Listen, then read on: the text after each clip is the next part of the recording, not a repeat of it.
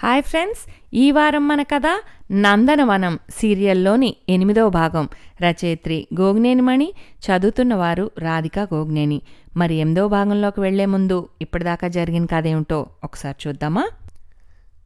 శ్రీవల్లి సుభాన్షురాయ్ వాళ్ళ అబ్బాయి రామం తన క్లాస్మేట్ అయిన అమ్మాయి ఇంటికి భోజనానికి వస్తుందని తల్లితో చెప్తాడు. అప్పుడే సూర్యాన్ని, తన మరదలు రవలని కూడా భోజనానికి రమ్మని ఆహ్వానిస్తుంది శ్రీవల్లి. అందరూ సరదాగా కబుర్లు చెప్పుకుంటుండగా ఆ అమ్మాయి పేరు గురించి అడుగుతుంది శ్రీవల్లి. తనకి నందిని, నందిత అని 2 పేర్లు ఉన్నాయని, శ్రీవల్లినే వాటిల్లో నచ్చిన పేరు ఖాయం చేయమని అడుగుతుంది ఆ అమ్మాయి. అమ్మ ఏ పేరుతో పిలుస్తుందా అని ఆతృతగా చూస్తాడు రామం.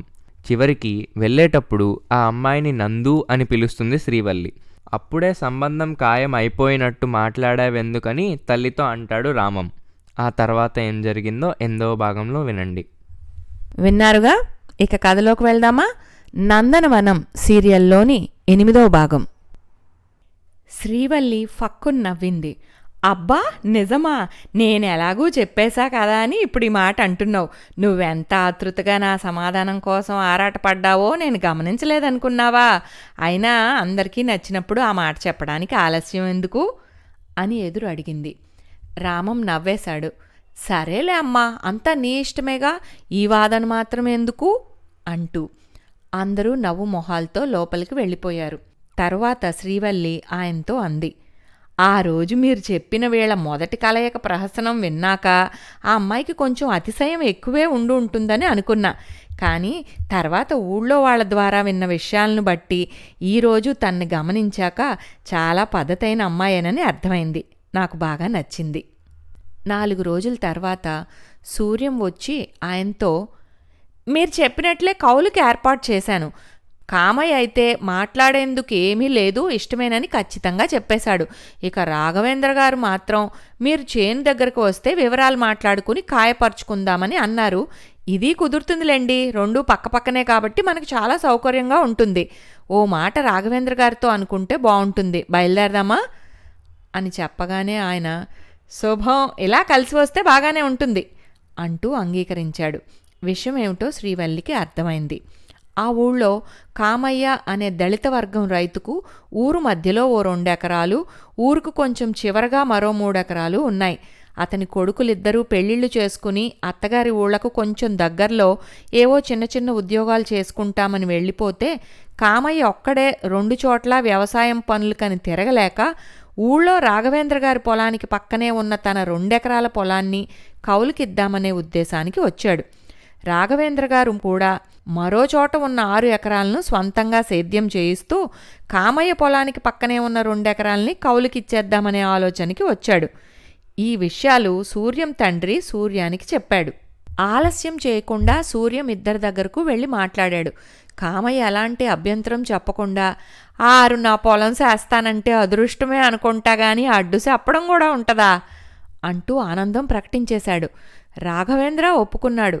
స్థితిగతులు తారుమారయ్యాక చేసేదేముంది, కష్టపడి బ్రతకాల్సిందే కదా, వాళ్ళకిస్తే మన కౌలు డబ్బుకి డోకా ఉండదు అని సానుభూతి మాటలు చెప్పాడు. కానీ తర్వాత కామయ్య పొలము సుబ్బయ్య గారే కౌలుకు చేస్తున్నాడనే మాట తెలిసి ఆయనకు అభ్యంతరం కలిగింది.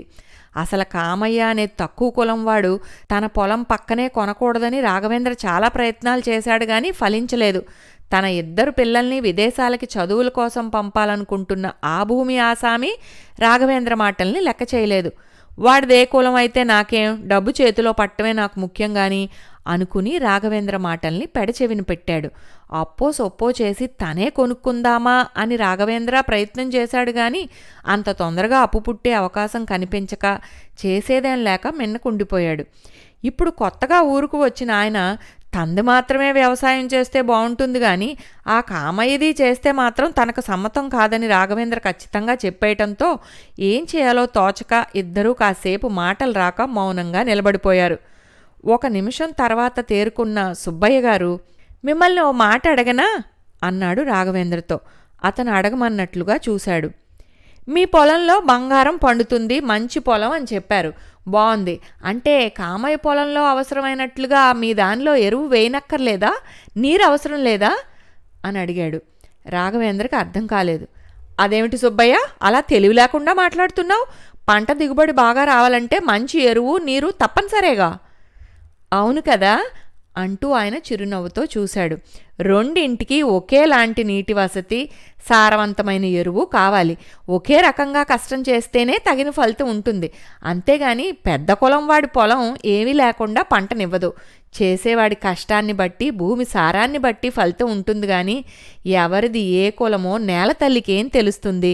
అందరూ ఒకటేనంటుంది. ఆ కనిపించే పెద్ద చెట్టును చూసారా? మీరు కామయ్య వెళ్ళి ఆ చెట్టు నీడలో నిలబడ్డారనుకోండి, ఇద్దరికీ ఆ చెట్టు నీడను, చల్లటి గాలిని సమానంగా ఇస్తుంది. మీ కులాన్ని బట్టి తేడా చూపించదు. ఆ చెట్టు ప్రవృత్తి అది.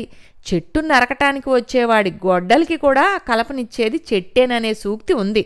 చెట్టు అంత గొప్పది కాబట్టే మనకు పూజనీయమైంది.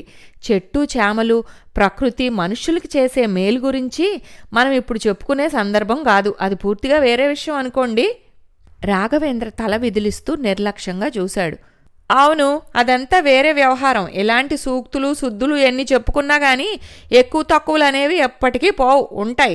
పల్లకీలో కూర్చుని ఊరేగేవాడు ఉంటాడు, మోసేవాళ్ళు ఉంటారు. కాదనగలరా?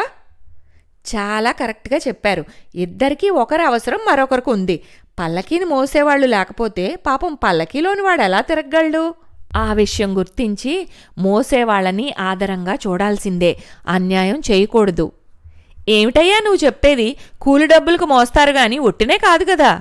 అవును నిజమే, కానీ పల్లకి మోసేవాడికి ఇష్టం లేకపోతే మోయినని చెప్పగలడు. లేకపోతే ఇంకో రకమైన కష్టం చేసైనా బ్రతకగలడు. అంటే పైచేయి ఎప్పుడూ కష్టజీవులదే కదా. అదే వెసులుబాటు పల్లకి వారికి ఉంటుందిగా. అవును, అదే నేను చెప్తున్నది. మన శరీరానికి అన్ని అవయవాలు అవసరమే అయినట్లు మనిషి మనుగడ సవ్యంగా సాగటానికి అన్ని వర్గాల వారు కావాలి. అందుకే ఎవరి పనిని, ఎవరిని తక్కువగా తేలిగ్గా చూడకూడదనేదే నా భావన. తక్కువ కులం వారి పొలాన్ని పక్కనే ఉన్న మీ దాంతో కలిపి చేయకూడదంటం చాలా అన్యాయంగా అనిపిస్తోంది. సరే, ఈ వాదనంతా నాకు అనవసరం. నేను చెప్పాల్సింది చెప్పాను. మా ఊర్లో ఇవన్నీ ఉన్నాయి. ఎప్పటినుండో ఉన్న ఆచారాలను నేనెలా కాదంటాను? మీరే బాగా ఆలోచించుకోవాలి అన్నాడతను. ఆయన నిట్టూర్చాడు. సరే, మీ మాట ప్రకారమే చేద్దాం అన్నాడు ఒక నిమిషం ఆలోచించి. రాఘవేంద్ర నవ్వు మొహంతో అన్నాడు. బాగానే ఆలోచించావు సుబ్బయ్య. సరే, నీ వెనకే నిలబడి ఉన్నాడు కామయ్య. అతనికి చెప్పేయి. పాపం ఇంకెవరినైనా తన సాటి వాళ్ళని వెతికి పట్టుకుంటాడు. వీలు కాకపోతే మాలాంటి వాళ్లకు అమ్ముకోవడమే ఉత్తమం. ఆయన కొంచెంగా వెనుతిరిగి చూసి, కామయ్య, నువ్వు అంతా విన్నావనుకుంటాను. రాఘవేంద్ర గారు నీ పొలంతో కలిపి కౌలు చేయటానికి కుదరదని చెప్పేశారు. అందుకే నీది మాత్రమే చేయాలని నిర్ణయించుకున్నాను.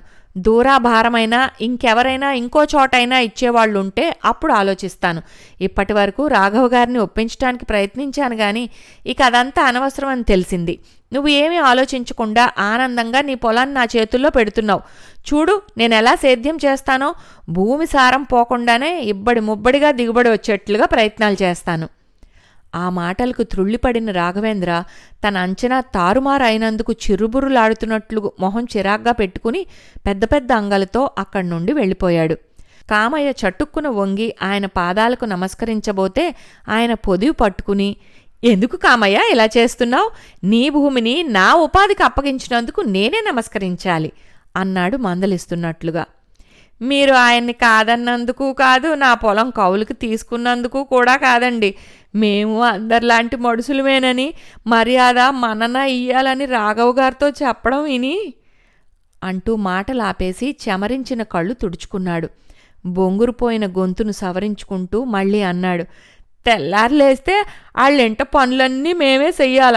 అయినా మేమంటే ఎందుకంత చిన్న చూపంటారు?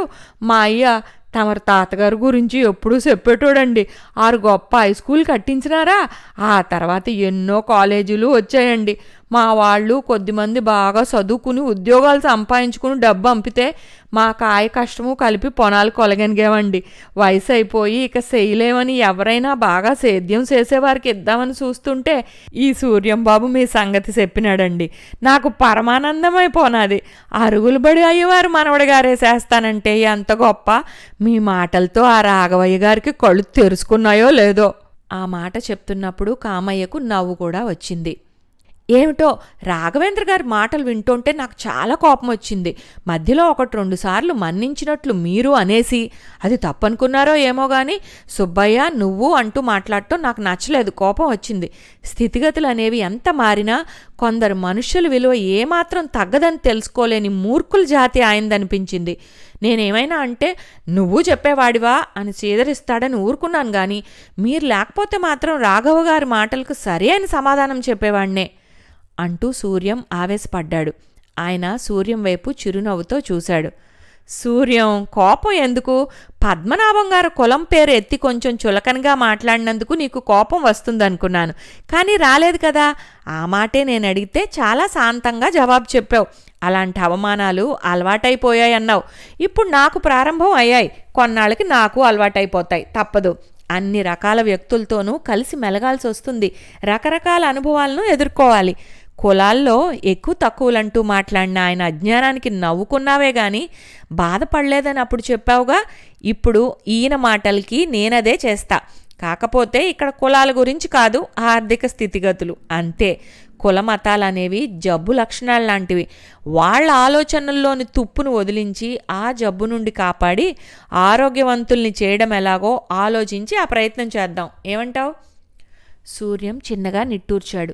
తర్వాత చిరునవ్వుతో తల ఊపాడు. ఇది ఏ వైద్యానికి లొంగని మొండి జబ్బనిపిస్తుంది. లేకపోతే ఏమిటండి, రోజులు మారిపోతున్నాయంటారు, ఎంతో ప్రగతి సాధిస్తున్నాం అనుకుంటాం. అయినా ఇంకా కులమత ద్వేషాలు రగులుతూనే ఉన్నాయంటే ఏమనుకోవాలి? ఎవరి కులాన్ని వాళ్ళు అభిమానించుకోవడం వరకు ఎవరికీ అభ్యంతరం ఉండకూడదు. కానీ మరో కులాన్ని, ఆ మనుషుల్ని చిన్నచూపు చూడటం, చులకనగా మాట్లాడటం ఎంత హేయమో ఎందుకు తెలుసుకోలేకపోతున్నారో అర్థం కాదు. వ్యక్తిత్వపు విలువల్నే గుర్తించాలి కానీ కులాన్ని బట్టి ఎక్కువ తక్కువలంటూ మాట్లాడటం తప్పకుండా నేరమే అంటూ సూర్యం కోపం తెచ్చుకున్నాడు. ఆయన చిరునవ్వుతో సూర్యం మాటలను అంగీకరిస్తూనే అనునయిస్తున్నట్లుగా భుజం తట్టాడు. నేను ఈవేళో రేపో మీరు చెప్పినట్లుగా ఇంకో చోట ఇంకెవరివైనా కౌలికి మాట్లాడతానండి అన్నాడు సూర్యం ఆయనతో. అంత అవసరం లేదు సూర్యం, మరో 4-5 రోజుల తర్వాతనే ఆ ప్రయత్నం చేయొచ్చులే అని చెప్పేశాడు ఆయన. అందరూ ఇంటి ముఖం పట్టారు. సరిగ్గా 4 రోజుల తర్వాత వచ్చిన సూర్యం రాఘవేంద్ర గారు కూడా తన భూమిని ఆయనే సాగు చేయాలని కోరినట్లుగా కబురు తెచ్చాడు. ఆయన చిరునవ్వుతో చూశాడు. నాకెందుకో గాని ఇలాంటి కబురు వస్తుందని ఆ రోజు రాఘవేంద్ర మాటల ధోరణిని బట్టి అనిపించింది.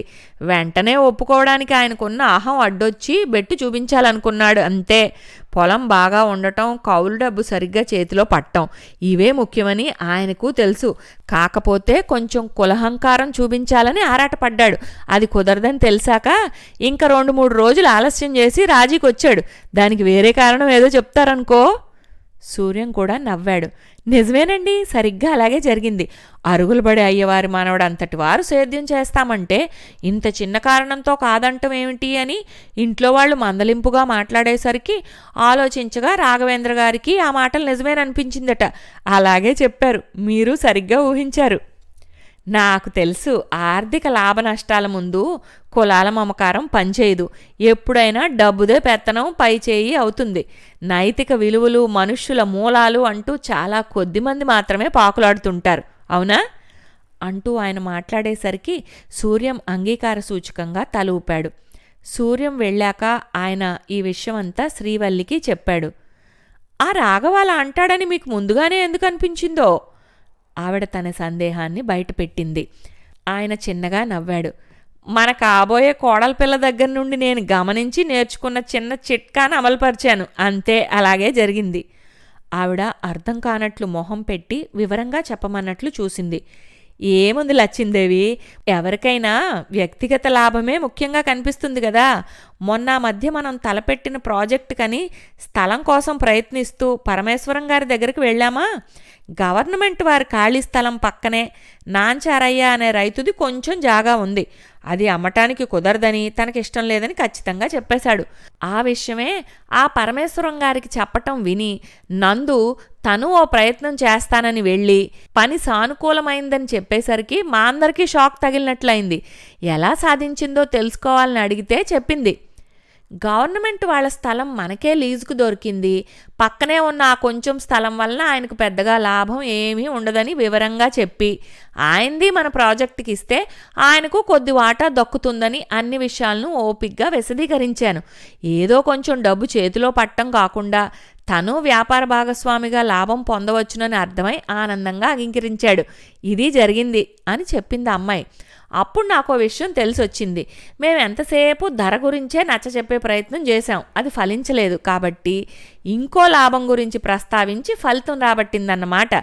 అందుకే నేను ఆ రాఘవ్తో మాట్లాడేటప్పుడు భూమి సారం పోకుండా అధిక దిగుబడి వచ్చే పద్ధతుల ద్వారా వ్యవసాయం చేస్తామని, కౌలు ఖచ్చితంగా ఇవ్వగలనని నొక్కి చెప్పాను. ఆ మాటల ప్రభావంతో ఆయన బాగా ఆలోచించుకుని కొంచెం సమయం తీసుకుని ఇలాగే చెప్తాడని ఊహించాను. అలా ఇక్కడ ఆర్థిక లాభం అనేదే పనిచేసింది. కులాభిమానం వెనక్కి వెళ్ళిపోయింది. శ్రీవల్లి ఆయన వైపు కొంచెం సందేహంగా చూస్తూ అడిగింది, సమాజంలో ఇలాంటి పరిస్థితి పోవాలనేదే మీ అభిప్రాయం కదా? అందుకే అందరూ అలా ప్రయత్నించాలని పదే పదే చెప్తుంటారు కూడా. మరి కులాల ప్రస్తావన పోయి ఎప్పటికైనా ఆర్థిక పరిస్థితుల ప్రాముఖ్యమే పైచేయిగా ఉంటుందనే మాట నిరూపించాలనుకుంటున్నారా? నా అభిప్రాయం అది కానే కాదు అంటూ ఆయన సాలోచనగా చూశాడు. ఎవరికైనా వ్యక్తిత్వాన్ని బట్టి, అంటే చేసే పనుల విలువను బట్టి గుర్తింపు గౌరవం దక్కాలి గాని కులాల ప్రస్తావన, ఆర్థిక పరిస్థితుల ప్రాధాన్యత ఉండకూడదని. అర్థమైందా? ఆయన మాటలకు శ్రీవల్లి నిట్టూర్చింది. అర్థమైతే అయింది గాని సాధ్యం మాత్రం కాదనిపిస్తోంది. చూడండి లచ్చిందేవి గారు అంటూ సరదాగా ఆయన చిన్నగా నవ్వాడు. ఇప్పటికి ఎన్నో రకాలుగా మార్పులు రాలేదు. మంచైనా చెడైనా సరే మంచి వాటిని ప్రోత్సహిస్తూ చెడు అనుకునే మార్పుల్ని తిరస్కరించాలి. అలా జరుగుతుందా, సాధ్యమా, అసాధ్యమా అనే మాటల్ని, సందేహాల్ని వదిలి మనలో మంచి మార్పు కోసం ఎప్పుడూ ప్రయత్నం చేస్తూనే ఉండాలి. ఒక్కసారిగా ఏదో జరిగిపోదు. మెల్లమెల్లగా ఆలోచనల్లో ఆ సంచలనం మొదలైతే తప్పకుండా ఏ మార్పు అయినా మనం సాధించగలం. అవునా? మీ మాటల్ని కాదనే శక్తి నాకు లేదు. ఏదైనా నిజమేనని ఒప్పుకునేట్లే చెప్పగలరు. చిరునవ్వుతో చూసింది శ్రీవల్లి ఆయన వైపు. అవునా? ఇన్నేళ్ల తర్వాత ఇప్పుడు నువ్వు చెప్తుంటేనే ఈ నిజం నాకు తెలిసింది అన్నాడాయన. అది నిజమా వ్యంగ్యమా అన్నట్లుగా తేరిపారి చూసిన శ్రీవల్లి తర్వాత చిన్నగా చిరునవ్వు చిందించింది. ఇంతటితో 8వ భాగం సమాప్తం. వచ్చే వారం 9వ భాగంతో కలుద్దాం.